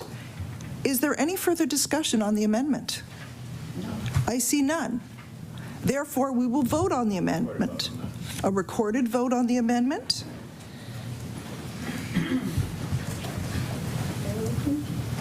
I got 15 seconds. All those in favor of the amendment, please indicate, and the clerk will call it. MLA Barkhouse. Amendment. No. MLA McGuire. Yes. MLA LeBlanc. No. MLA LaChance. MLA Sheehy Richard. MLA Harrison. No. MLA Ritzy. No. MLA Young. No. No. And MLA Regan. Yes. 4 yeses, 5 no. So the amendment has failed. It's 11 o'clock, so we won't be able to deal with the subcommittee issue. Just for the committee's information, our next meeting is November 29th. The topic will be investments in affordable housing programming. The witnesses will be the Department of Community Services, the Department of Municipal Affairs and Housing, the Executive Panel on Housing and HRM, and I will just note that Ms. Elliott Lopez has replaced Mr. Crooks as the chair, and so she will be appearing there. There is no further business, so I now adjourn the meeting. No further time, actually. Yeah, no further.